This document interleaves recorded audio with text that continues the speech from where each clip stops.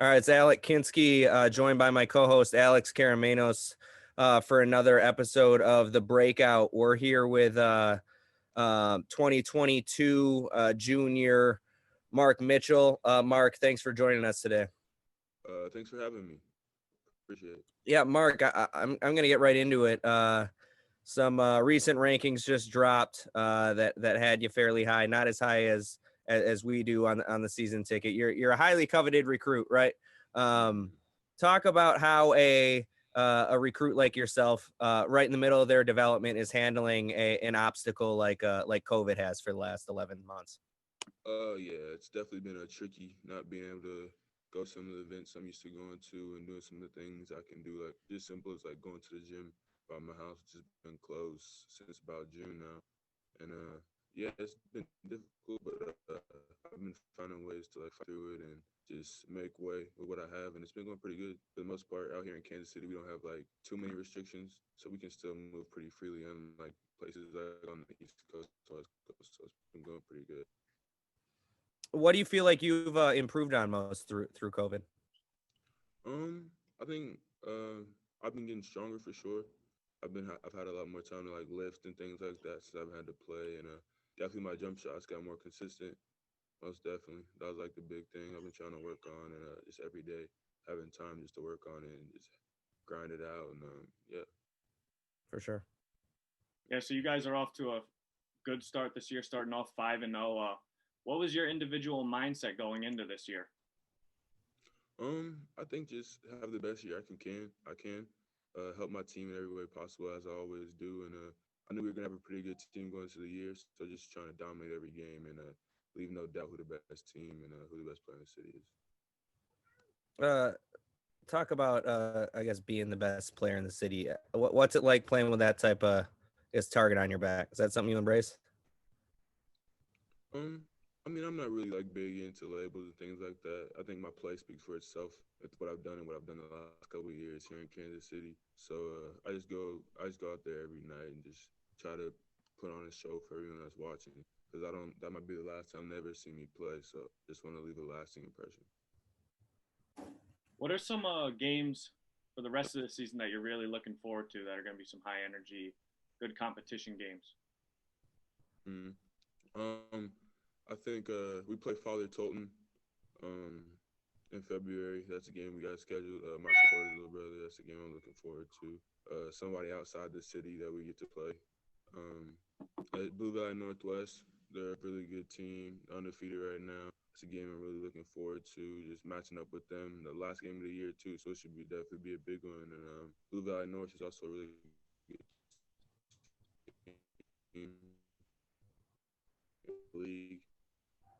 Next question. You were mentioning how you're looking forward to play teams outside your city, right? And teams you're not familiar with.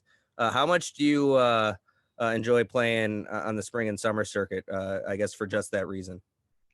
Yeah, it's definitely a good thing because we haven't definitely will be this summer, obviously, because a lot of our high school games are supposed to be like out of town teams got canceled because of COVID. So I think just getting back out there and playing dudes from all over the country again would be good, and just seeing where you're at, playing top competition and going to camps and seeing different play styles of different kids who are from different parts of America because sometimes you can definitely see a difference in how they play and their demeanor and their attitude, and it's just really exciting. For sure. And you got a little bit of experience that out west. I know this summer I was hearing some rave reports from my guy Pooh Jetter about some open runs you were involved with. Talk about running with the pros and how they helped make you better. Yeah, it was really good. I got to go out there for like 2 weeks with my brother. He lives out there in LA, so I went out there and hooped with them. Um, I hooped with Evan Mobley was playing with us. Ethan Anderson, some of the USC guys was playing with us, and Pooh and some other high level pro guys since they were back in town for the time being. And it just pushed me. I think I did pretty well. It showed me where I can work on in my game and some things, and just playing against those guys. It's definitely different basketball on the West Coast than it is here in Kansas City. So it was For definitely sure. a good experience. For sure. Yeah, so like you said, playing with different players and at different camps and on the circuit and in high school, you went to Team USA mini camp. I see you're repping Team USA with the hoodie on that you got now. Tell us what that experience was like. Yeah, it's definitely a good time every time I go out there to mini camp or something like that. And it's a learning process sometimes because not everything always goes your way because you're playing with others. Such everybody on your team is a high level player, obviously. So you gotta learn how to gel and pick your spots when you're gonna score, how you're gonna affect the game because you're not just gonna always have the ball in your hand. So you gotta do other things really well. So USA is definitely good for that. And it shows you like where you can work on obviously, because the court is definitely much shrink. It's shrink. There's no 3 seconds in FIBA, so you can just sit in the lane as much as you want. And you're against guys with NBA size and length, so you definitely have to like think the game a lot faster and just make sure you pay attention. You can get a lot of mentorship for people out there from Coach Jones and Coach Show and Phil Beckner is always at our mini camps, so he's always preaching just working hard and things like that. So you definitely learn a lot going out there. For sure. You mentioned a little bit of a rule difference. I know they don't have a shot clock where you're at in high school right now. Do you prefer playing with a shot clock? Yeah, I definitely do.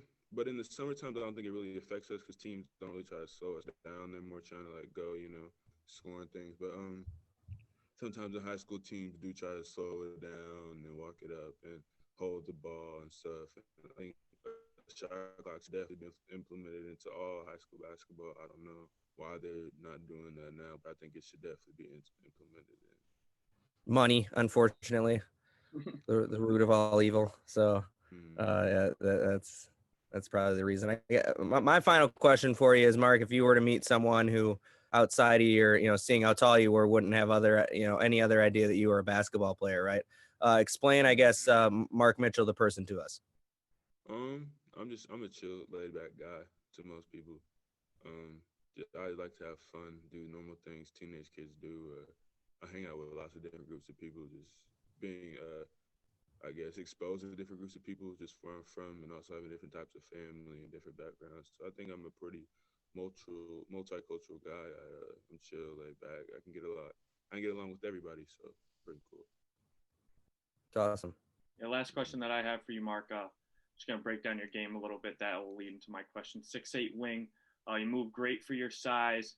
You have the ability to put the ball on the ground and create for yourself. You play way above the rim. You excel in transition. You fill lanes great. What are some parts of your game right now that you're really trying to improve on? I think just continue being a better shooter. I've definitely made strides. I think I'm a good shooter now, just with consistency and reps and things like that. And just working on my shiftiness with my footwork. And I think just improving my footwork and learning how to move my body in different ways can definitely help me attack certain holes and gaps and just get to the lane a little bit quicker, even though that's obviously the strong side of my game, but just in different ways and attacking and moving my body and loosen up my hips so I can be just like shifty and low to the ground and things like that. Absolutely. Hey, I guess I gotta ask one more. I know because I'm a lefty myself.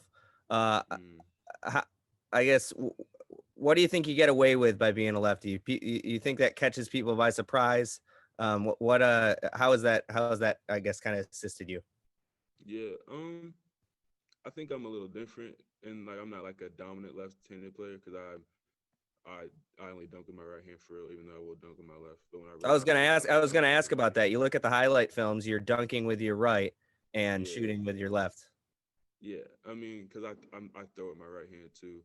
I eat with my left hand. My right hand sometimes. So I'm like pretty much ambidextrous, but I think it catches people off guard more that I can go both ways. So you can't really like guard me one way or another because either way I go, I can explode to the basket or pull on you. So I think that's my biggest advantage. Yeah, that's a great answer. Mark, we're looking forward to cover you the rest of the high school season and into the spring and summer. I'm sure we'll catch up with you soon. We really appreciate your time. Thanks for having me. Yep. Take care, man. Thanks, Mark. You too.